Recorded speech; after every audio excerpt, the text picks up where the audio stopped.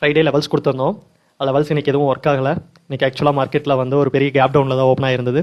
Gap டவுனுக்கான reason Israel Iran யூஎஸில் நடக்கிற வார் தான். ஸோ அந்த வார் ரீசன்னால மார்க்கெட்டில் ஒரு பெரிய கேப் டவுன் இருக்குது. ஸோ அந்த கேப் டவுனில் தான் மார்க்கெட் ஓப்பன் ஆனாங்க. பட் ஓப்பன் ஆனோடனே மார்க்கெட் வந்து கொஞ்சம் ரெக்கவர் ஆகி ஒரு ஹையில் தான் வந்து வச்சிருந்தாங்க, ஒரு ஹையில் ட்ரேட் ஆனாங்க. தென் வந்து அகைன் வந்து ஃபால் ஆக ஸ்டார்ட் ஆயிடுச்சு. ஃபால் ஆன மார்க்கெட் வந்து 24,600 வரையும் ஃபால் ஆகிட்டு அகைன் அங்கே ஒரு ரெக்கவரி. ஸோ இந்த ரெக்கவரி பார்த்தீங்க அப்படின்னா இன்றைக்கி எக்ஸ்பீரி இருந்தது மார்க்கெட்டில். நாளைக்கு ஹோலி, மார்க்கெட் ஹாலிடேங்கிறதுனால இன்றைக்கி எக்ஸ்பீரி வச்சுருந்தாங்க நிஃப்டியில். நிஃப்டி எக்ஸ்பீரிங்கிறதுனால ட்ரெண்டுக்கு எகென்ஸ்டாக ஒரு மூமெண்ட் வந்து இங்கே கிரியேட் ஆயிருக்கு.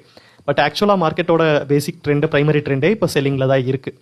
ஸோ இன்றைக்கி இப்படி தான் ஒர்க் ஆயிருக்கு. நான் மீடியன் சொல்லியிருந்தேன். ஸோ மீடியனுக்கு மேலே மார்க்கெட் வந்து டச் ஆகிட்டு மார்க்கெட் ரெக்கவர் ஆச்சு அப்படின்னா மேலே தான் இருக்கும். 25,000 above தான் ட்ரேட் ஆகும். சப்போஸ் மீடியனை க்ளோஸ் ஆகி மார்க்கெட் கீழே வந்துருச்சு அப்படின்னா மார்க்கெட் வந்து அகைன் மீடியன் டச் ஆகிறதுக்கு லேட் ஆகும். மார்க்கெட் கொஞ்சம் செல்லிங் சைடில் தான் வரும் அப்படின்னு சொல்லியிருந்தேன். ஸோ அதே மாதிரி தான் இன்றைக்கி மீடியன் கிட்ட கூட மார்க்கெட் போகலை. அதுக்கும் ரீசன் வந்து வார் தான்.